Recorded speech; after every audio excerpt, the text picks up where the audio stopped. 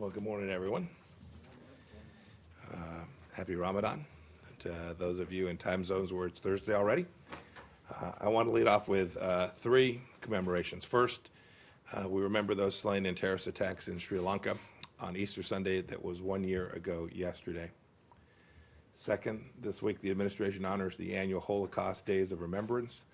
This is the 75th anniversary year of the liberation of many Nazi concentration camps where so many innocent people were murdered, including 6 million Jews. We bear witness to their stories so that such repugnant acts of evil will never happen again. Third, it's Earth Day, and especially in light of Secretary General Guterres' message released this morning to turn our recovery into a real opportunity to do the right thing. I want to remind everyone that the right way to achieve a greener, cleaner, brighter future for the world is to unleash private innovation and free market competition. It's what we've done here in the United States, but continue to be our model, and we are a world leader in reducing all types of emission. One simple data point from 2005 to 2018, the most recent year we have data, U.S. emissions decreased by more than 10%, even as our economy grew by 25%. China, conversely, has been the largest annual emitter since 2006, and it expects that its emissions will continue to grow until around 2030, thus offsetting the progress of countries all around the world in reducing global emissions. I would urge Secretary Guterres to make sure we have the data right, the facts right, about who's actually delivering on the things that we all value. And on Earth Day, the 50th anniversary of Earth Day, I think that's especially important. Turning to the World Health Organization.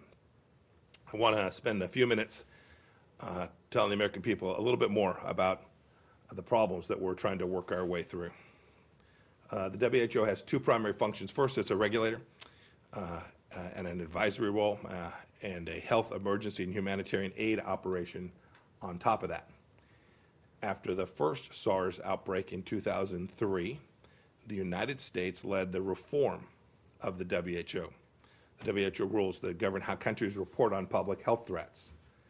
So a major reform effort back 2003. Those rules, they're called International Health Regulations, went into effect in 2007. We set very clear expectations. We, the world, set very clear expectations for how every country must disclose data to protect global health. For example, Article 6 of the IHR says that each state party shall notify the World Health Organization within 24 hours of all events which may constitute a public health emergency of international concern within its territory. Annex 2 of those same rules provides that countries must notify the World Health Organization of any unusual or unexpected public health events such as SARS, a close genetic cousin of the virus that causes COVID-19. Those rules also said how countries should evaluate when to notify the WHO of diseases of unknown causes or sources. We strongly believe that the Chinese Communist Party did not report the outbreak of the new coronavirus in a timely fashion to the World Health Organization. Article 6 of the IHRs, which was a part of this reform, further mandates that a state party, that would include China, shall continue to communicate to WHO timely, accurate, and sufficiently detailed public health information. That is, there's an ongoing obligation. Even after the CCP did notify the WHO of the coronavirus outbreak, China didn't share all of the information it had. Instead, it covered up how dangerous the disease is. It didn't report sustained human-to-human transmission for a month until it was in every province inside of China. It censored those who tried to warn the world. It ordered a halt to testing of new samples, and it destroyed existing samples. The CCP still has not shared the virus sample from inside of China with the outside world, making it impossible to track the disease's evolution. I'm not making a legal determination here today on China's adherence to the IHRs, but the World Health Organization's regulatory arm clearly failed during this pandemic. I'd also note that when countries adopted these new rules in 2007, we also gave the Director General of the WHO encouragement and the ability to go public when a member country wasn't following those rules.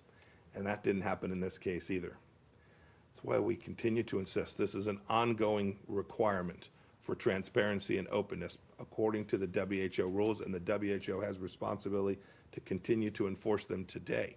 This transparency and getting it right is critical to saving lives today and in the future. I'll talk for just a minute about humanitarian aid. The United States is the most generous nation on the planet, has been for the past 3 years, will continue to be this year. Thanks to the American taxpayers, we've dedicated more than $140 billion in global funding for global health purposes in the past 2 decades.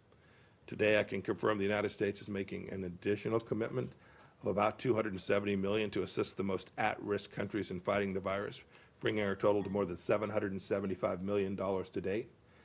We do this in lots of ways. We do this through multilateral organizations. We help our partners by sharing expertise. Today, the CDC has officers stationed in 59 countries and has helped train thousands of epidemiologists worldwide over the years whose knowledge is proving incredibly valuable.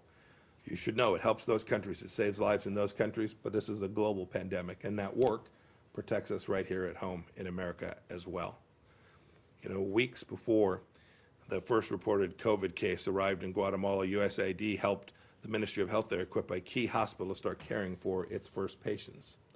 And the United States is training more than 70,000 pharmacists across Indonesia today so they can provide good advice and referrals. American generosity isn't limited to our assistance that comes directly from the United States government, our businesses, our NGOs, charities, all faith groups. This is an all-of-America approach to saving lives all across the world and protecting us right here at home as well. We estimate that the American people in CUME have given nearly $3 billion in donations and assistance just to fight this particular virus. America's global health commitments remain as steady as ever. Move on to a couple final points. I want to highlight 2 ways in which the Chinese Communist Party is exploiting the world's focus on COVID-19 crisis by continuing its provocative behavior. First, we commented on what's taking place in Hong Kong. We're amidst increased efforts by Beijing to erode autonomy. Law enforcement authorities have arrested pro-democracy activists, including 81-year-old Martin Lee. We've always said that China has an obligation to live up to its promises, its obligation. So I was speaking about the virus earlier, to live up to the rules that it put in place and it signed off on. We'd ask them to continue to do that here. You've also seen that the Chinese Communist Party is exerting military pressure on Taiwan and coercing its neighbors in the South China Sea, even going so far as to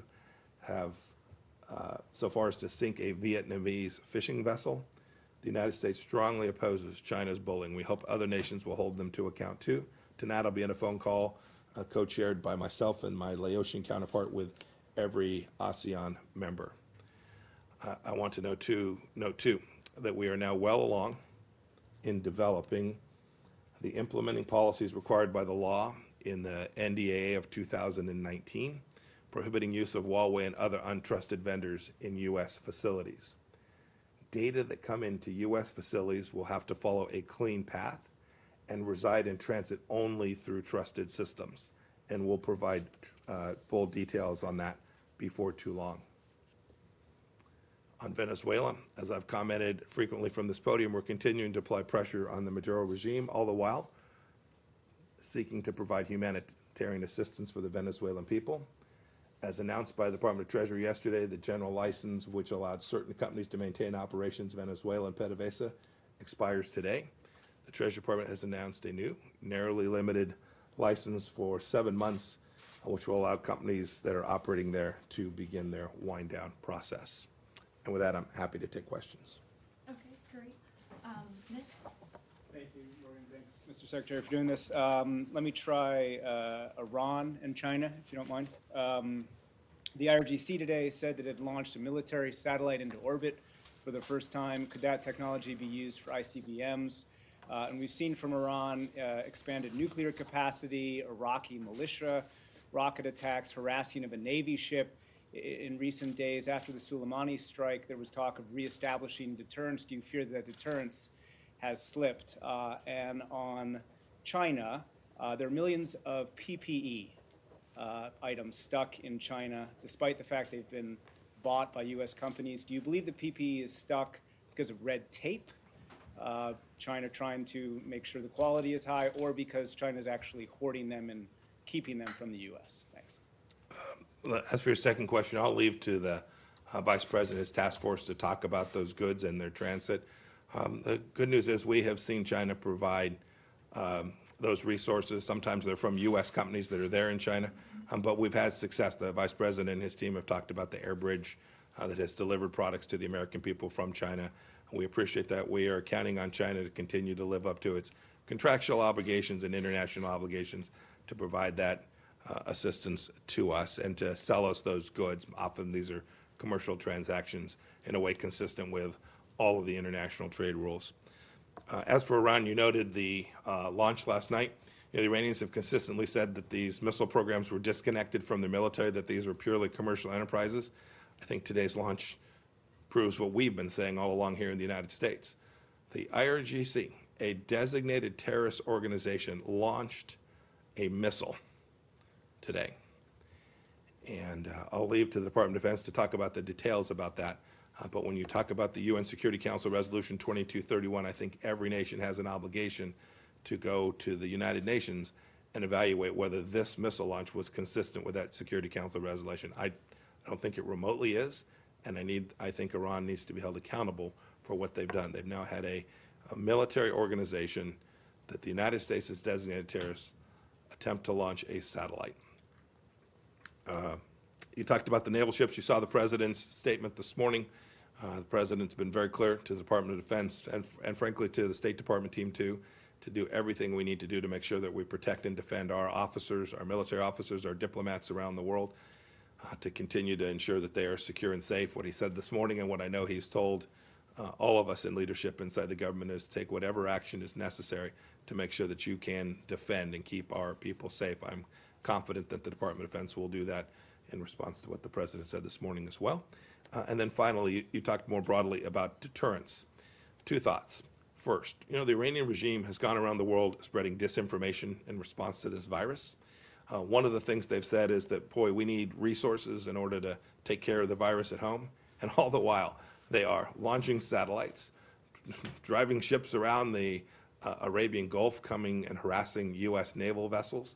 They continue to underwrite Shia militias. They're working to support Hezbollah. Yesterday, my Iranian counterpart of the day before was in Syria, talking to the butcher in Damascus. I hope that the Iranian regime will respond to the Iranian people's demands to prioritize resources that the Iranian regime clearly has, to the health and security and safety of the Iranian people, rather than continuing their global terror campaign. You can see they're still hard at it. You can see they still have resources. You should note, at the very first news that the COVID virus had hit Iran, offered humanitarian assistance to the people of Iran. That offer was rejected. That offer still stands. We've assisted other countries at delivering humanitarian assistance to the Iranian people. I only wish that the Iranian regime cared about its people as much as the rest of the world has demonstrated that it does. Thank you. Mr. Secretary, we're hearing that there is panic buying in North Korea at the moment. I was wondering if you have any reading about what's going on there, and given the reports that Kim Jong-un is in very poor health, has the U.S. tried to reach out to Pyongyang for any information, and what was the response? And then a broader question on China, if I may. How would you say that the Chinese behavior, this disinformation that you are talking about, what effect do you think that has on a long-term relationship with the U.S.? Do you think it will damage it significantly? Perfect, thanks. I don't have anything to add on North Korea. As the President said last evening, I think it was, we're watching closely what's taking place there, but I don't have anything to add. As for China, nations that desire to be part of the global landscape have obligations for truthful information, have obligations to share and be transparent and open. That's our expectation for every country. What I think you were referring to was you called it disinformation, seeking to transfer responsibility or to deny access to the world so that the world can figure out what's going on. You have to remember, these labs are still open inside of China. These labs that contain complex pathogens that were being studied. It's not just the Wuhan Institute of Virology. There are multiple labs inside of China that are handling these things. It's important that those materials are being handled in a safe and secure way. such that there isn't accidental release. We have an elaborate regime inside the United States to do that. Many countries do it as well. We have lots of regimes where, I'll give you an example in the nuclear context, where the world inspects sites so that we can ensure that there's proper handling. The United States spends a lot of money training others to help them handle nuclear materials in an appropriate way. We have to make sure that the Chinese government is handling those materials in an appropriate way, not only in the Wuhan Institute of Virology, but elsewhere. So this is an ongoing obligation that the Chinese government has, as well as an ongoing obligation of the World Health Organization that has responsibility for compliance with the rules. I hope I didn't bore you with them, but they're important to understand that there are a set of global regulations that the Chinese Communist Party signed up for. These aren't American rules we imply. These are rules that the Chinese government signed up for. And the World Health Organization has a continuing obligation, not just one from back in December, but a continuing obligation to make sure that those rules are being complied with today in a way that protects us not only from the ongoing pandemic, but a future one as well. Michelle? Thank you so much. Mr. Secretary? Yes, sir. First, have you delivered the President's warning to Iran directly? And second, are you concerned that the oil price will have an effect on the security and stability of the Gulf states and your partners in the region? I never comment on internal communications between myself or private conversations between myself and my counterparts. So I don't have any comment on your first question. On your second one, the President's been incredibly focused on trying to create a more stable energy market in light of the enormous decrease in demand. Right? You've seen crude oil demand fall somewhere between 20 and 35% over the past several weeks, and you've seen the price impacts that have resulted from that. Right? You had the front futures contract trading for negative $37 for a few hours, a couple days back now. What the President did a couple of weekends ago and the work that he's engaged in today are twofold. One, to do everything we can to ensure that we preserve America's capacity to deliver on its energy resources here. And second, to work to try and create stability in the energy market such that you get price signals that are consistent with real demand. And that also means getting the global economy cranked back up again. A key element that will have the most significant impact on those price issues, on those supply chain issues in the energy industry, is getting the world back going and getting demand back to the levels we had back in October, November, and December of 2019. Here in the United States, we had one of the most robust economies that the United States has ever had. When we get back to those levels and the world gets back to those levels, those governments that depend for a significant amount of the revenue for their national GDP on oil will be in a better place they are today. There's real risk. With low prices and low volumes of demand, those countries are really going to face financial challenges, and we've been in conversation with many of them about how we can bridge that gap collectively. Rich? Mr. Secretary, hi. Rich, how are you? Good, how are you? I'm good. Given its failure to notify the WHO in a timely manner, do you think that the Chinese government owes countries or individuals compensation? And also, just as you'd spoken about the multiple labs within China, what's your assessment of China's handling of these dangerous materials? Do you think that they do a sufficient enough job of it? So I'm going to leave the accountability piece of this for another day in terms of what we do to assign accountability and how we hold other nations accountable, other than to say is that the rule set, the WHO rule set itself contemplates nations complying with their obligations, and it gives the Director General of the WHO enormous authority with respect to nations that do not comply. And we expect every country who signs up for the international health regulations and the leadership at the WHO to then enforce them. And so we're counting on that. We're not counting on that not only retrospectively, but that continue today. What's the second question, Rich? You'd mentioned multiple labs within China. I'm not going to comment on that. What I will say is it's always easier to know the answer to your question about whether these labs are in compliance, not only with the regulations, but if they're handling this material in a way that is adequate, safe, and secure, if the world can have access to those places, if they will share that information openly and transparently. And in spite, the President said this, we tried to get in to take a look at what was going on early on in this, to come in alongside the World Health Organization early on, would have been back in January, if I remember correctly.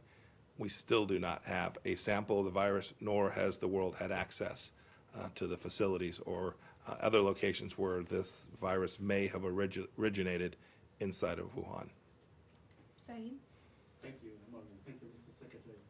Sir, a new Israeli government was formed, a unity government between Mr. Netanyahu and General Gantz, and they vowed to begin annexing parts of the West Bank on the 1st of July. I wonder if you would have a comment on that. Also, on the aid, you recently released $5 million to the Palestinian Authority to fight COVID-19. They need a lot more. So will there be any more aid in the pipeline? Thank you, sir. Two good questions. On the second one, we were happy to provide that $5 million of assistance. We hope that it'll get to the right place. Our concern with having provided assistance, the reason we stopped providing assistance previously was that these resources weren't getting to the place they needed to the Palestinian people. We hope that this money, this $5 million, will get where it needs to go to provide real assistance to the Palestinian people who, to your point, and I agree with, are going to need a lot of help as they move through this. We'll evaluate whether this $5 million both worked, delivered, and second, if there's more resources that are both either appropriate or can be delivered in a way that actually gets to the Palestinian people. The first question was about the election.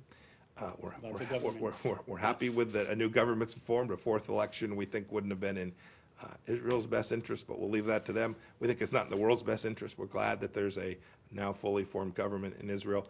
As for the annexation in the West Bank, the Israelis will ultimately make those decisions. That's an Israeli decision, and we will work closely with them to share with them our views of this in a private setting.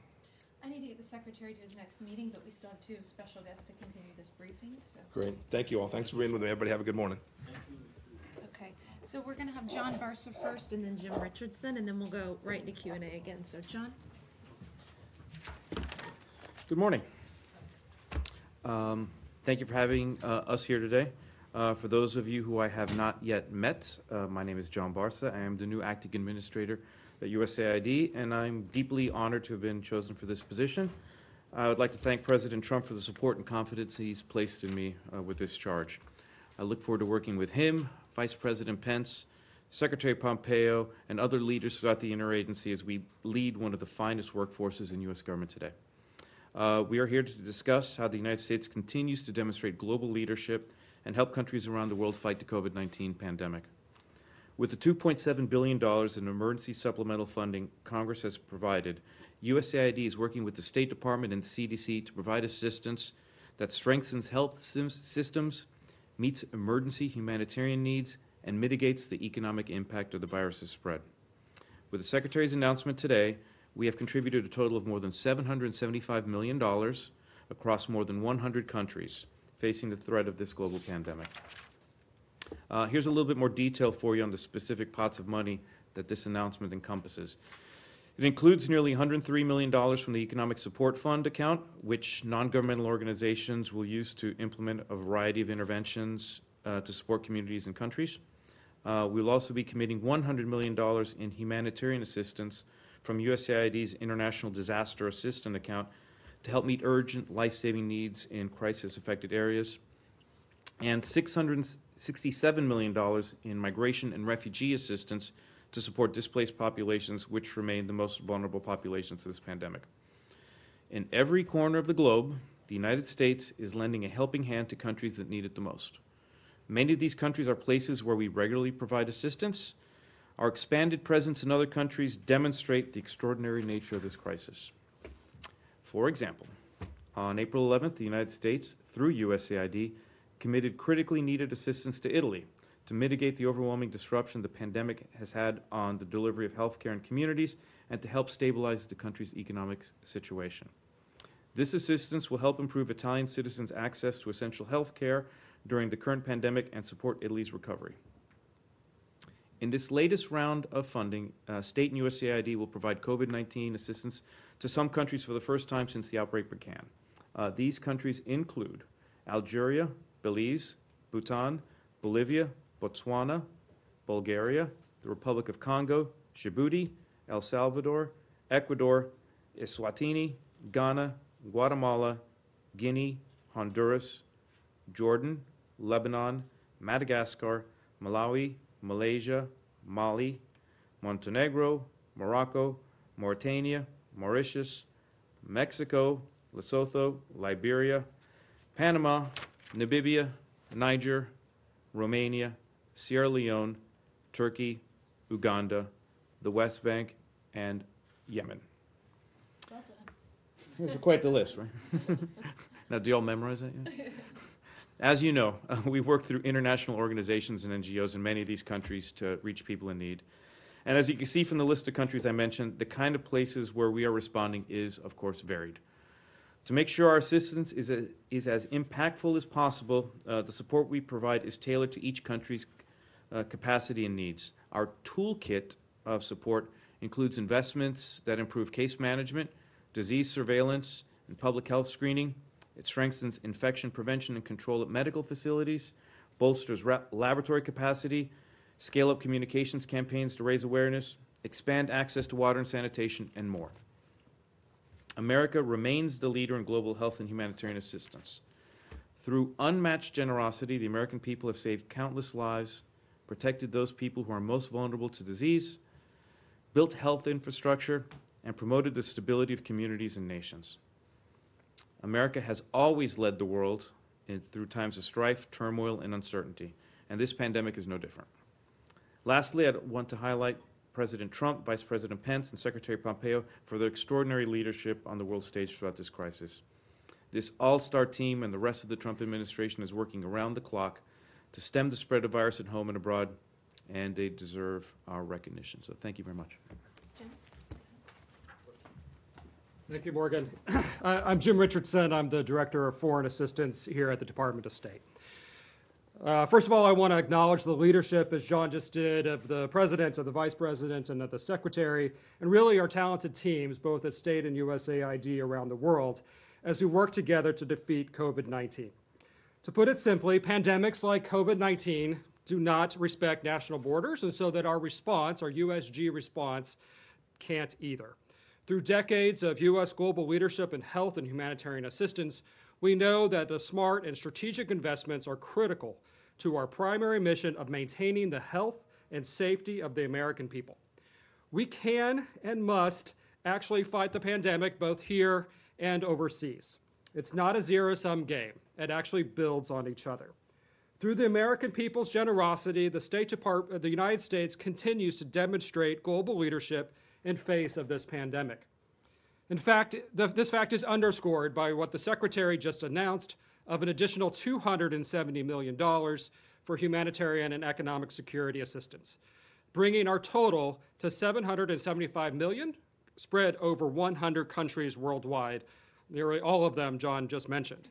So we'll implement this funding through a strategic all-of-America approach to ensure that this world is safe from infectious diseases both today and also in the future. When it comes to our investments thus far, let me address a couple hot-button topics that I'm sure you will ask me about. First of all, let's talk about Italy. We're providing $50 million in economic support to Italy, one of our closest allies and friends who has been at the forefront of the fight against COVID.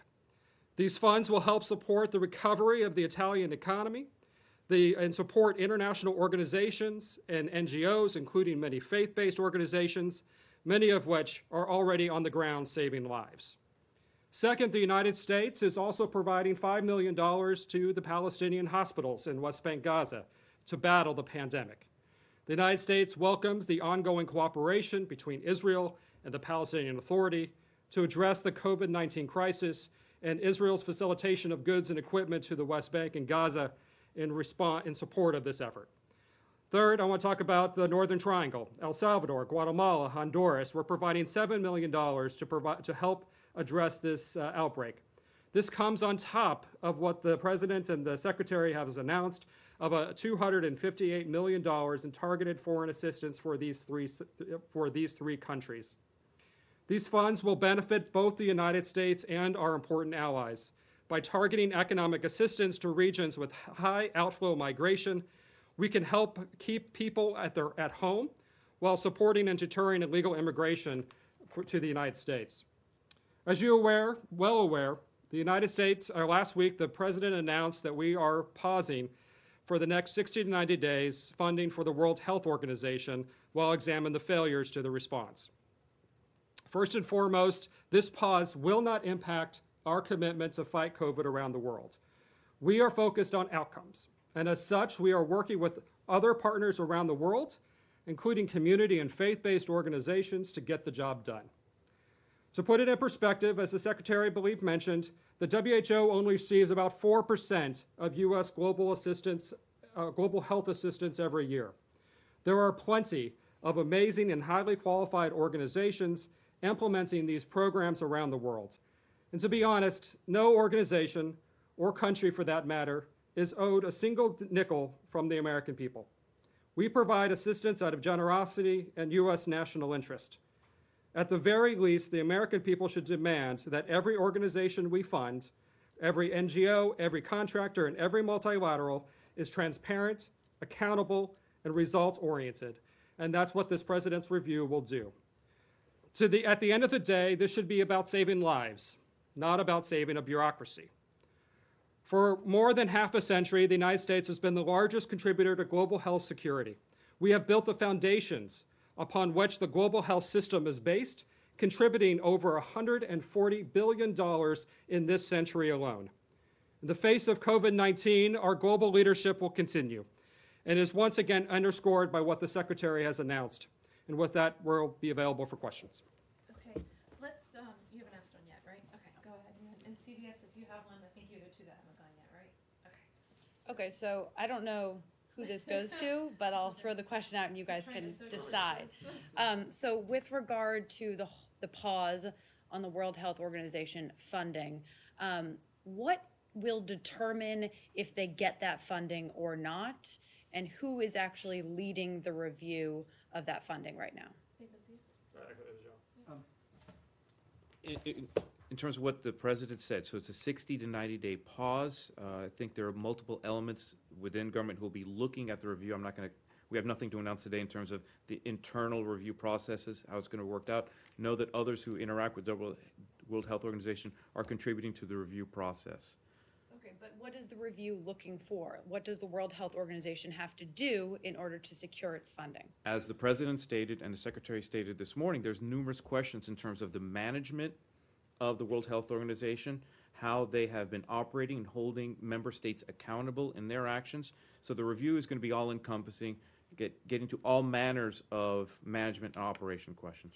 And one thing that the Secretary said was that the World Health Organization has not highlighted the fact that the CCP didn't reveal what it knew about the coronavirus pandemic when it knew it. If the WHO does that, is that something that you guys are looking for? I'm not going to comment on any interim findings or discussions. I have to say we'll have to wait till the final review is done. Want to add anything? Nope, No? sounds great. Okay. CBS? I had a question about cooperation with vaccine development, Okay. if I could. Vaccine development. Go ahead, ask it. Considering that several countries are working on a vaccination, and given that the funding has been halted to WHO, does that mean this will affect at all cooperation between WHO countries on sharing information about a vaccine, depending on who comes up with one first, or will the US step in to help facilitate cooperation on a vaccination? Okay, a couple of things to think about. First, let's talk a little bit about scale. As the Secretary and Jim mentioned, over the last 2 decades, the United States has contributed over $140 billion in health work. In 2018, the last year that I actually have actual figures, it needs to be noted that only 4% of U.S. funds went to World Health Organization. 96% of our funds went to other organizations. So during this pause, what USAID and other entities are doing, we're looking for alternate partners to carry out the important work. So be it vaccines, polio, or any number of health issues, by no means are we pausing our efforts to eradicate polio or come up with vaccines. We're going with existing programs outside of the World Health Organization, and we're looking for different partners. Barbara? Just some clarification on that. So first of all, I was wondering if there might be a carve-out for certain WHO programs like polio, but you're saying no, there isn't. You're going to find somebody else to do the polio or to do those programs that you're committed to? And then I just have a few other questions as well. If you want to answer that one Okay, first. so I'll start with that one. So even before the onset of this pandemic, USAID was working, piloting a new partnership initiative to look for other regional community-based partners outside of the normal menu of people we work with. I look forward to next week expanding the new partnership initiative in a more formal manner. But what we're doing right now is we're looking for different partners right now in terms of work in polio or any number of health issues. Are there other entities, local community-based entities, faith-based organizations? Are there other groups that can continue on this work? So part of the assessment that is taking place during the 60 to 90-day pause is to evaluate the availability of new partners to carry out this work. So know that the questions you ask in terms of are there other partners for whatever program of interest, that's part of the assessment. So we're evaluating that now. I have people in our missions, in our Global Health Bureau. We're looking for new partners right now. It's good government. And just to a get to everybody. just a quick one quick follow-up. Okay, There's a fair bit of U.S. expertise at the WHO. So you've had health experts there. You still have health experts there.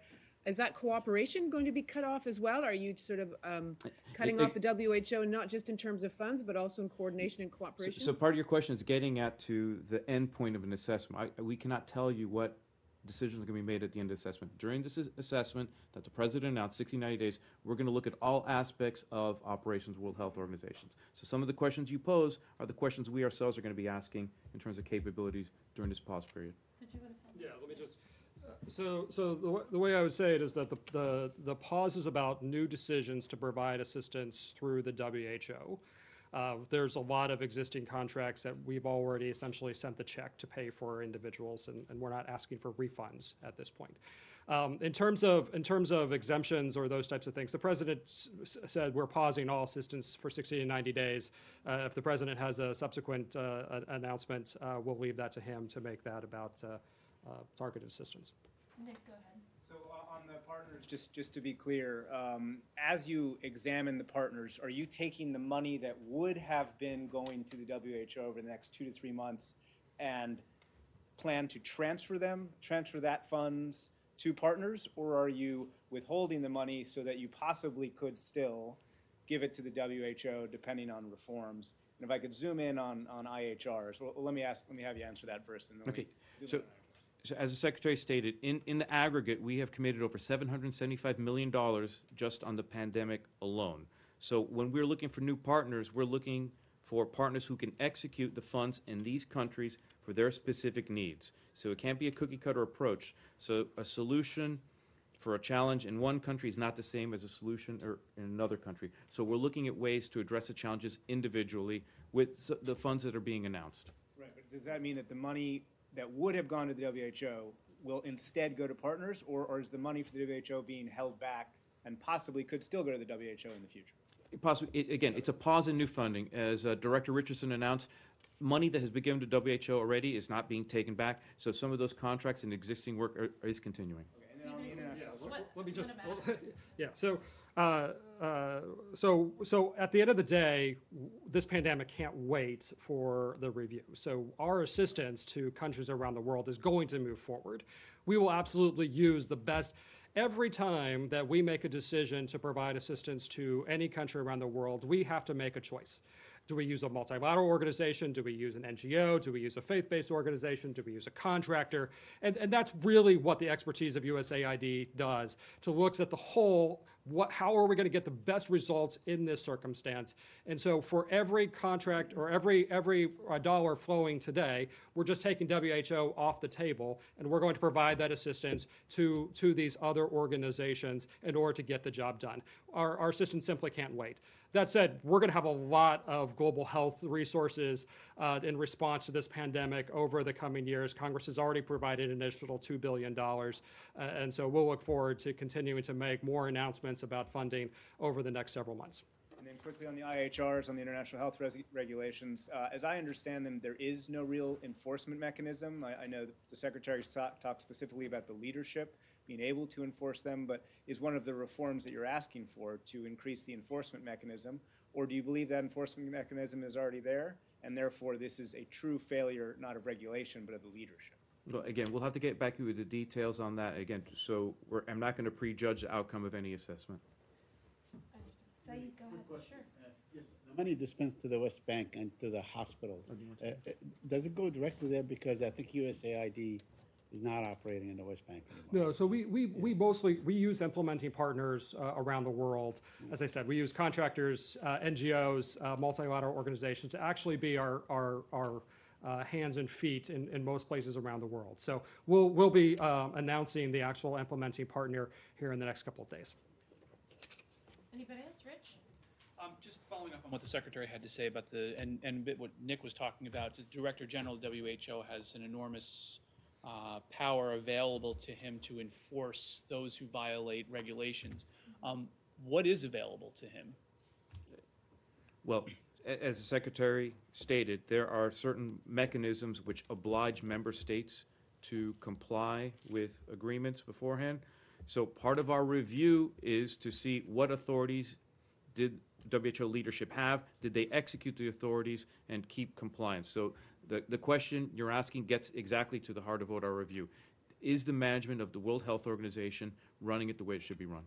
And just to follow up on both your and Nick questions, I think the best thing for us to do is to get a briefing probably with Ambassador Brunberg or someone from IO. So we'll get that. I know you were wanting that, Nick. So we'll go ahead and get that scheduled, and I think we could go through a little bit more detail through Andrew or through IO. Okay? Can I just ask John one more question? Sure. And then we gotta, I just so- blew off my next meeting, so go ahead. Thank you. So you talk about, a lot more work that USAID is going to have to do to identify new partners. So how do you have the capacity to do that? Has USAID had to hire new people? No. What does your team look like? No, again, so before the onset of the pandemic, we already knew good government was to diversify the base of implementing partners that we're working with. So under the leadership of Mark Green, who was administrator at the time, we started a pilot program called the New Partnership Initiative. So we started out in 14 missions. So we already knew the good government solution was to not depend on just a few implementers and partners. So what we're doing is that we've been already working with our workforce. We've gotten to pilot, the pilot program has been very successful. So next week I'll be signing an order expanding that pilot to all of our missions worldwide. This is something that was going to occur regardless of the pandemic. So with the pandemic coming on here, we're already starting to work with new partners. That does not necessitate new contracting staff, either in DC or the missions, but what we've been doing is providing guidance to our contracting staff to look and consider other partners. Are there other NGOs, faith-based organizations, community-based organizations which are localized in the country that have more permanence? So this was going to go on regardless of the regardless of the onset of the pandemic. So we're just fortunate that we've already been thinking along these lines and are able to execute now without any additional investment in staff or personnel. Thanks so much, guys.